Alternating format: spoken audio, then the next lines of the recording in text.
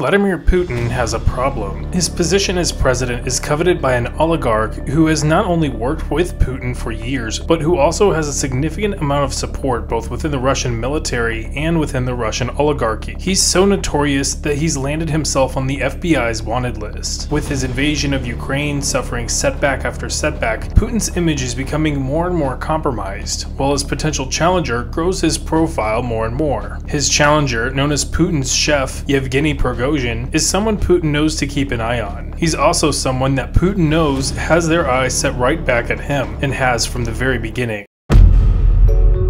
In 1990, just before the Soviet Union would collapse, Yevgeny Prigozhin would become a free man again. After serving for a decade in a Russian penal colony for theft and other criminal charges, Prigozhin decided he would enjoy his freedom to the full and would make a name for himself in what would soon become the new Russia. He, with the help of his father, would start a network of hot dog stands around St. Petersburg. These business ventures would introduce Yevgeny to the food business, an introduction which blossomed into a successful career. Prigozhin would found Concord Consulting in 1995, which would become an umbrella entity for a number of his business dealings. In 1996, after the economy began to slow down, Prigozhin would make another move, this time into the restaurant business, opening an elite restaurant known as the Old Customs House. The success and experience of this restaurant motivated Prigozhin to refurbish an old ship into a restaurant called New Island, a spot which would become a frequent visit among Russian elites and where newly inaugurated President Vladimir Putin would host then French President Jacques Chirac and later US President George W. Bush. Putin would enjoy New Island as well as Prigozhin's personal touch as his server, so much that he enjoyed his birthday at New Island in 2003. His work earned him the credibility to win a contract to serve the incoming Russian President Dmitry Medvedev in 2008 during his inauguration ceremony. In 2010, then Minister of Defense Anatoly Serdyukov was in the process of enacting widespread reforms for the Russian military. Among them was the change from relying on conscripts to cook for soldiers' food and instead contracting food services out to civilian contractors. After years in the food industry and with a number of close contacts in Russian leadership, Yevgeny Prigozhin was in the perfect position to capitalize on this opportunity. This opportunity was so lucrative that after being awarded the food services contracts, Prigozhin and his affiliated businesses such as Concord would earn an estimated $1.2 billion until the current defense minister Sergei Shoigu would end the contracting system for food services. Having now seen how lucrative business with the Russian Ministry of Defense could be, Prigozhin set his sights on more opportunities, including some outside the food industry.